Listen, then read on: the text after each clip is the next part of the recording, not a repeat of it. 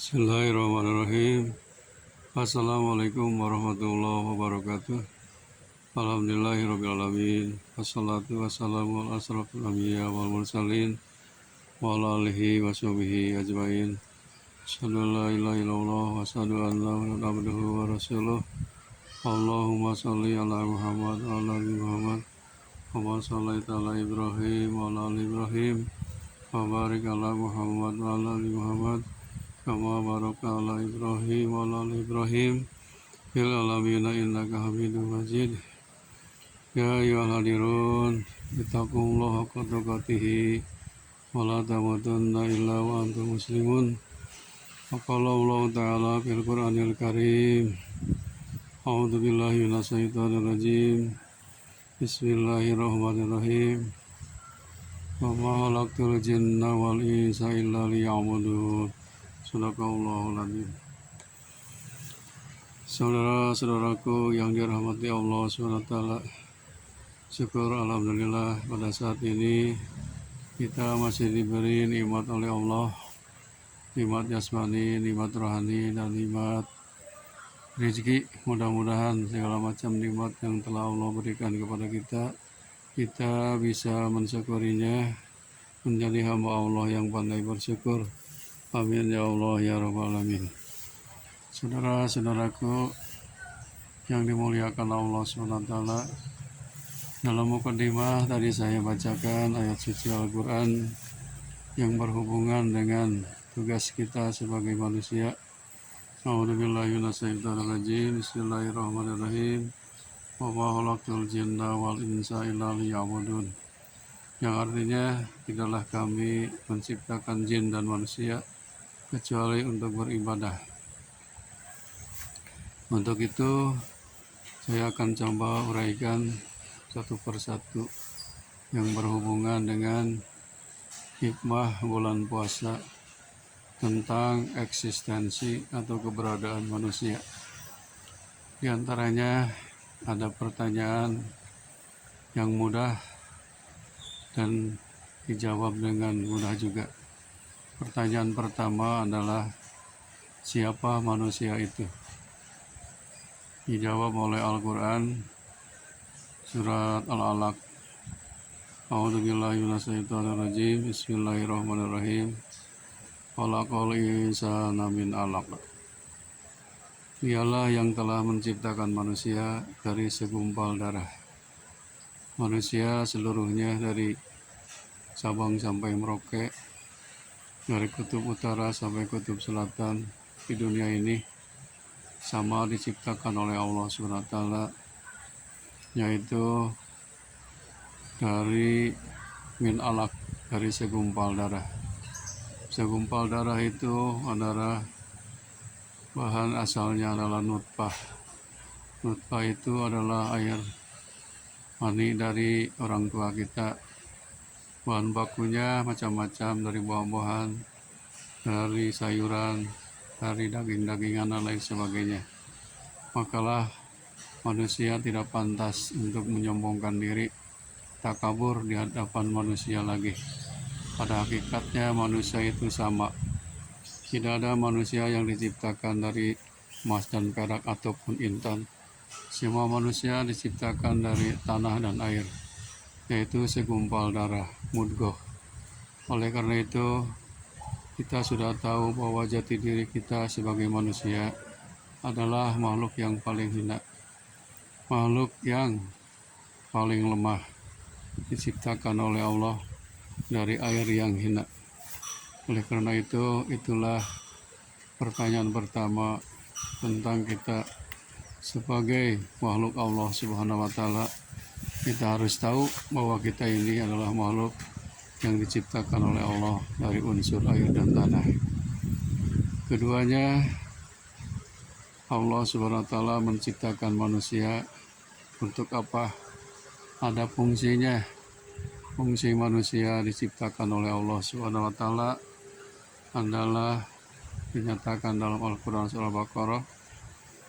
Wa idh qulna lil malaikati inni ja'ilun fil ardi khalifah. Waktu Allah berfirman kepada malaikat, Kata Allah, saya atau kami akan menciptakan khalifah di muka bumi, yaitu manusia. Manusia yang pertama diciptakan oleh Allah SWT adalah Nabi Adam alaihissalam. Kemudian diciptakanlah sebagai istrinya, yaitu Siti Hawa. Sampailah kepada kita sebagai keturunannya, berkembang biak dari satu jenis laki-laki dan satu jenis perempuan, Adam dan Siti Hawa. Itulah asal muasal manusia, fungsinya adalah untuk menjadi khalifah di muka bumi ini, memakmurkan bumi ini, bukan merusak bumi.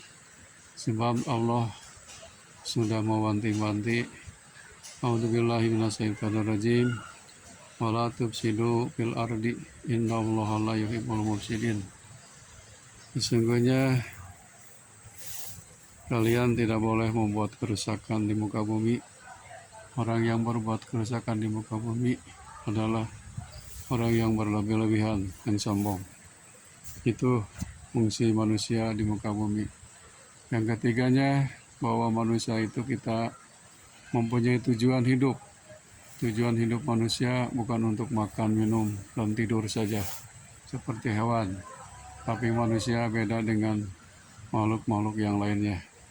Apa tujuan hidup manusia di muka bumi ini? Tujuannya adalah inna sholati wa nusuki wa mahyaya wa mamati lillahi rabbil alamin. Hidupku dan matiku adalah untuk mencari ridho Allah Subhanahu wa Ta'ala. Hidup di dunia ini, apapun aktivitas kita, pekerjaan kita, semuanya harus didasari dengan ikhlas karena Allah, mencari ridho Allah Subhanahu wa Ta'ala. Karena kalau kita sudah diridhoi oleh Allah Subhanahu wa Ta'ala, pasti otomatis kita menjadi hamba Allah yang saleh dan salehah, calon ahli surga. Amin ya Allah ya amin. Di samping itu kita punya tujuan, tapi manusia itu punya tugas di muka bumi, yang mana tadi dalam mukadimah disebutkan dalam surah Ad-Dariyah, wa ma khalaqtul jinna wal insa illa liya'budun.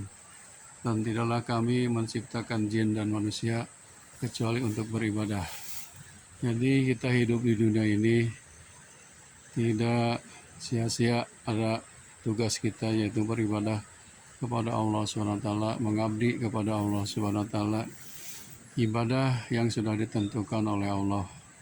Kita tidak bisa menciptakan ibadah sendiri, sebab kita sebagai hamba Allah Subhanahu wa Ta'ala ada aturannya, ada tempatnya.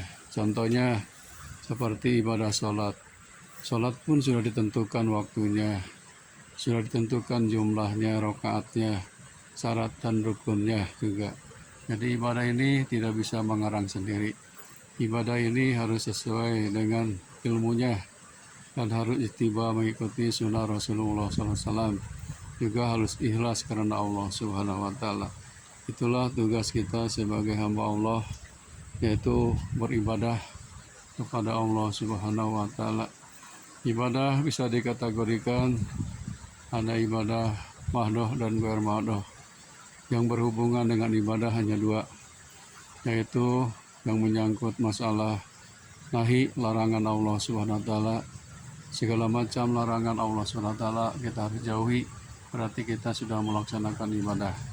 Yang keduanya yang menyangkut amar, perintah Allah Subhanahu wa Ta'ala. Kalau kita melaksanakan perintah Allah, pasti kita termasuk ibadah. Contohnya amar Allah, perintah Allah seperti sholat, zakat, puasa, berbuat baik kepada orang tua, kemudian berbuat baik di muka bumi, itu termasuk ibadah juga. Hablu minallah wa hablu minanas. Itu tugas kita di muka bumi adalah untuk beribadah. Kemudian siapa contoh hidup kita? Kita ini jangan mencari figur, mencari contoh di luar figur umat Islam. Contoh kita adalah sudah dinyatakan Al-Quran, laqad kana lakum fi Rasulillahi uswatun hasanah. Contoh yang paling baik adalah Nabi Muhammad SAW. Sudah tuntas, sudah sempurna, tidak boleh dikurangi, tidak boleh ditambah. Jangan kita membuat aturan sendiri, semuanya sudah diatur. Sebab Allah sudah berfirman, pada hari ini kami sempurnakan agamamu dan nikmatmu, yaitu Islam. Tidak boleh dikurangi dan tidak boleh ditambah. Kalau ditambah atau dikurangi berarti membuat aturan sendiri. Berarti Rasul dulu khianat kepada kita. Naudzubillahi min dzalik. Tidak mungkin Rasul tidak menyampaikan amanah dari Allah Subhanahu wa taala. Kemudian di samping itu Allah juga sudah menyediakan alat untuk kehidupan kita. Dalam Quran surah Al-Baqarah disebutkan, yaitu alatnya adalah apa? Seperti samun, pendengaran, kemudian basarun, penglihatan, fuadun, akal pikiran. Ini merupakan alat kita untuk beribadah. Di samping itu juga sudah disiapkan alam semesta ini, waladhi khalaqalakum ma fil ardi jami'a. Dialah Allah yang telah menjadikan bumi dan langit. Semuanya adalah untuk kamu, kata Allah SWT. Harus kita syukuri. Itu bekal untuk beribadah kepada Allah Subhanahu wa taala. Hadirin rahimakumullah, itulah bekal yang disiapkan oleh Allah Subhanahu wa taala, yaitu alam semesta ini dan segala isinya. Tinggal kita melaksanakan ibadah kepada Allah dengan ikhlas. Kemudian di samping kita sudah disiapkan bekal untuk beribadah, Allah Subhanahu wa taala juga sudah memberikan contoh kehidupan, yaitu Nabi Muhammad SAW. Juga kita juga sudah disiapkan, ada saudara kita, teman kita. Siapa saudara kita? Yaitu muslimin muslimat, mukminin mukminat. Makanya kita hidup di dunia ini pasti akan hidup bersamaan, muslimin muslimat, mukminin mukminat. Di samping kita punya teman, punya kawan, punya sahabat, juga sudah disiapkan oleh Allah bahwa kita juga punya musuh. Siapa musuh kita? Musuh kita adalah setan. Dalam Quran disebutkan, inna syaitana lakum aduwwun mubin. Sesungguhnya setan itu adalah musuh yang paling nyata bagi kalian. Kalau musuh harus dijauhi, bukan didekati, bukan dituruti. Mudah-mudahan kita semua dijauhkan dari godaan-godaan setan. Sebab setan itu selalu mengajak kepada berbuat dosa, berbuat maksiat. Setan apa? Setan jin dan setan manusia. Minal jinnati wan nas. Makanya kita harus berlindung kepada Allah Subhanahu wa taala. Hadirin rahimakumullah, mudah-mudahan bahasan ini bermanfaat bagi kita semuanya, bahwa keberadaan manusia ini tidak sia-sia. Mudah-mudahan kita menjadi orang yang bertakwa, yang paling takwa. Sebab sisi Allah, orang yang paling mulia adalah bukan orang kaya, orang miskin, orang pintar, orang bodoh, tapi orang yang paling takwa. Inna akramakum indallahi atqakum. Sesungguhnya yang paling mulia di antara kalian sisi Allah, pandangan Allah adalah orang yang paling bertakwa. Assalamualaikum warahmatullahi wabarakatuh.